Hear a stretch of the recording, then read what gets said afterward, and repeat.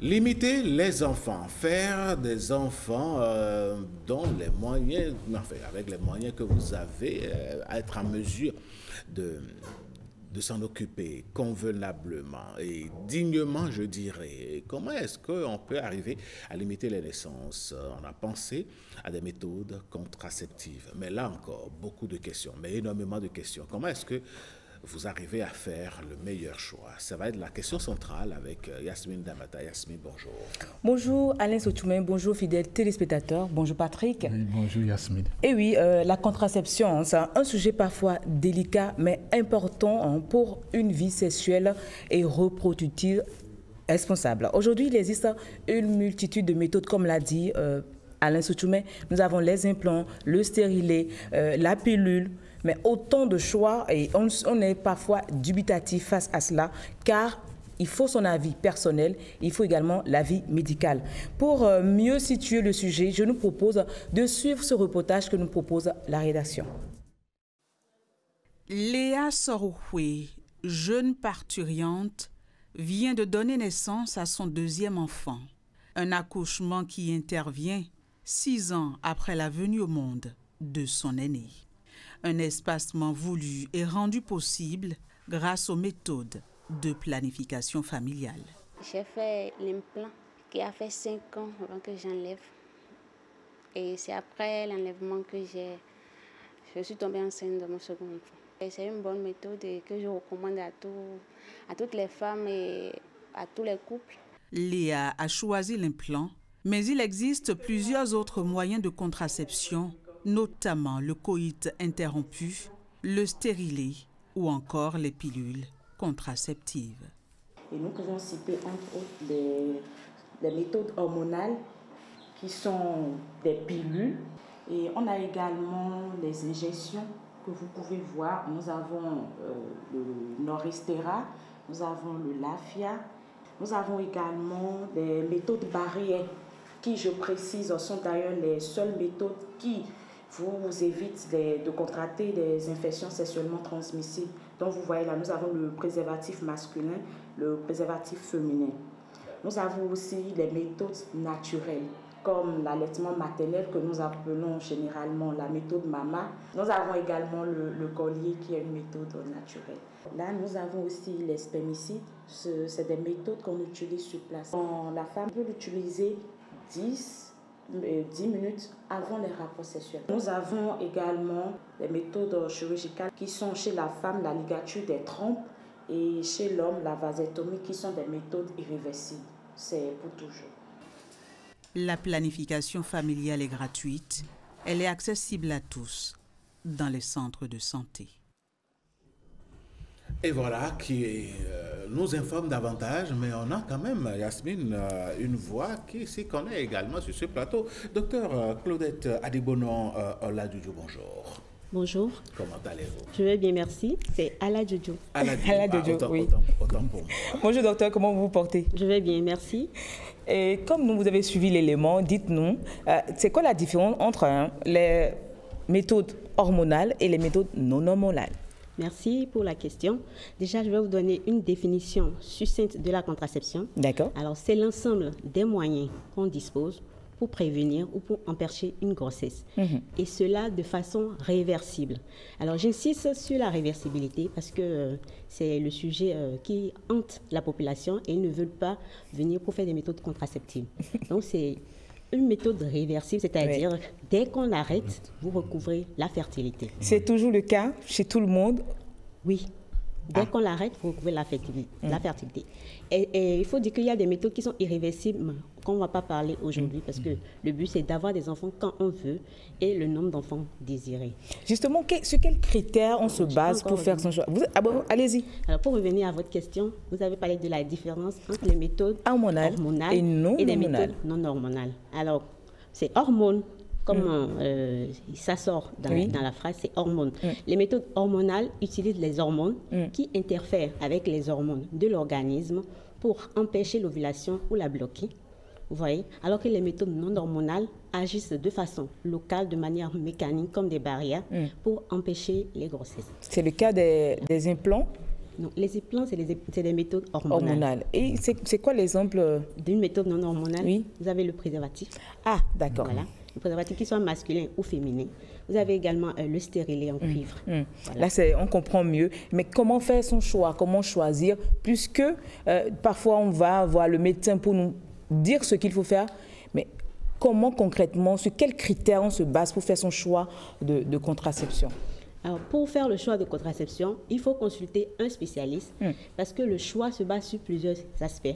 Les aspects généraux, on voit l'âge de la patiente. D'accord. Vous voyez, on voit son indice de masse corporelle, c'est-à-dire son poids, sa taille, ses antécédents médicaux, si elle a eu des antécédents de cancer, de maladies thromboemboliques, si elle consomme ou fume, vous voyez, si elle consomme de l'alcool, bien fume la cigarette.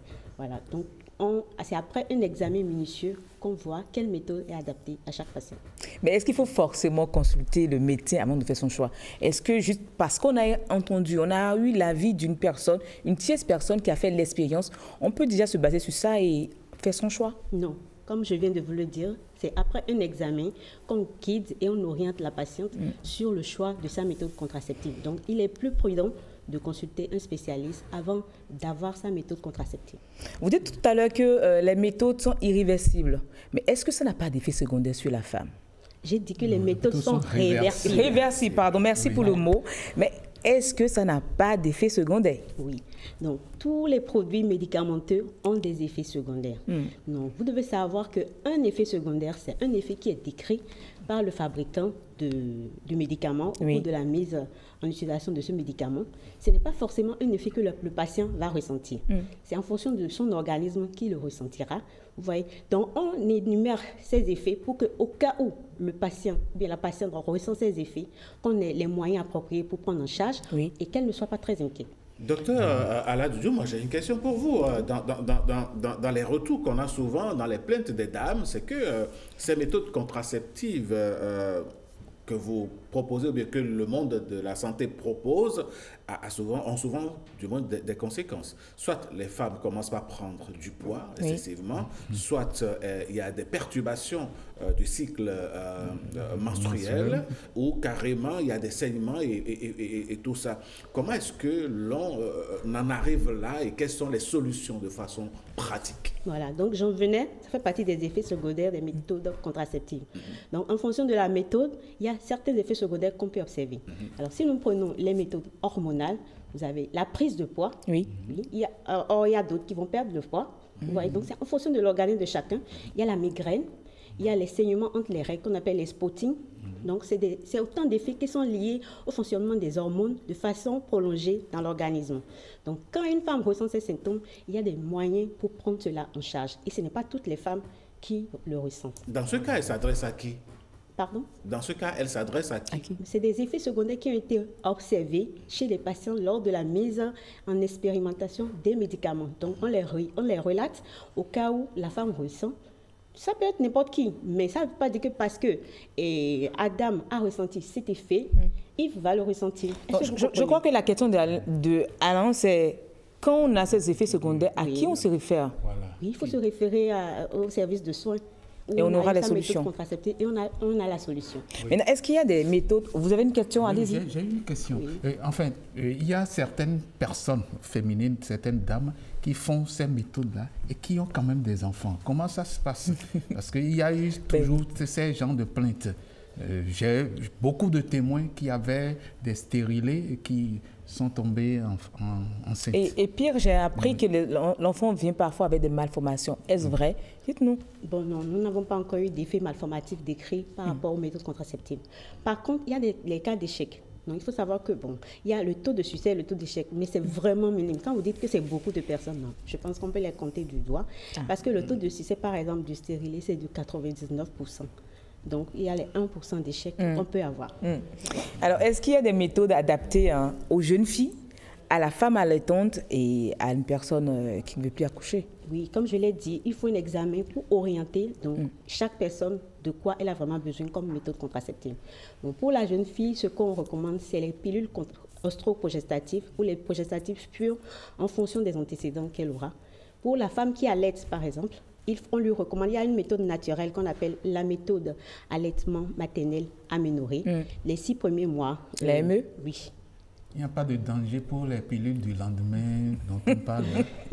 Et il y avait aussi pour la femme qui est mariée, c'est en fonction de l'examen qu'on sait quelle méthode elle peut utiliser ou pas. Oui. Monsieur posait une question. Oui, il n'y a pas de danger pour les pilules du lendemain. Enfin, alors, la pilule du lendemain, c'est une méthode contraceptive orale. Donc, ça permet de retarder l'ovulation. C'est une méthode contraceptive. Donc, le but, c'est de prévenir la grossesse. Donc, le danger qu'il y a, c'est lié à leurs effets secondaires et c'est les migraines, comme je viens de dire. Ça peut être des spottings, voilà. Docteur Aladjudjo. Aladjudjo. Finalement, je vous rebaptise, ça, c'est pas permis. Dites-nous, est-ce que sur le long terme, une jeune fille prend des risques en consommant ou bien en utilisant les méthodes contraceptives hormonales? Bon, une jeune fille, vous avez dit. Oui. Une jeune fille, si elle va utiliser, disons qu'elle commence par utiliser ces méthodes contraceptives à l'âge de 18 ans, jusqu'à 28 ans, je pense qu'elle va se mettre dans un foyer. Donc, ça fait 10 ans d'usage. Donc, quand ça ne dépasse pas 10 années d'usage, ça va. Mais quand ça dépasse et ça va à 15, 20 ans, ça expose, effectivement, ça fait partie des effets secondaires au risque de maladies cancéreuses. Là, vous avez parlé de 18 ans. Et pour ces jeunes filles qui ont commencé très tôt, déjà à 16 ans. Voilà. Donc, il y a un bilan qu'on fait pour le suivi des femmes qui sont sous pilule progestative. Donc, en fonction du résultat de ce bilan, ça nous permet de dire, il faut arrêter, il ne faut pas arrêter. Justement, c'est là que vient la question, il faut se faire suivre par un spécialiste quand on est sous contraception. Et il faut toujours s'orienter vers le spécialiste pour avoir sa méthode. Justement, se faire suivre, mais beaucoup n'ont pas ce temps. Est-ce que c'est parce que l'information ne passe pas? Parce que la majorité des jeunes filles utilisent des méthodes qu'on le leur a recommandé entre amis. Je me rappelle, quand j'étais plus jeune, c'est ce que j'ai fait. C'est parce que quelqu'un l'a utilisé que je l'ai fait. Parce que parfois, on a la peur qu'en dira-t-on du médecin parce que je suis moins âgée. Il n'y a pas de qu'en dira-t-on de médecin. Le médecin a fait un serment, donc il est là pour prendre soin sans juger. Est-ce que vous comprenez? Donc, vous avez très mal fait d'avoir écouté votre ami pour avoir votre méthode contraceptive. Il faut se référer dans un centre de santé vers un spécialiste pour avoir sa méthode contraceptive. Et puis après, c'est la méthode la plus sûre. Et puis après, il faut dire à nos jeunes, à nos jeunes sœurs et jeunes garçons que du moment où vous avez décidé d'être sexuellement actif ou active, vous n'avez pas à avoir honte d'aller voir le médecin. Ça, c'est clair. Il faut assumer. Allez, merci, docteur.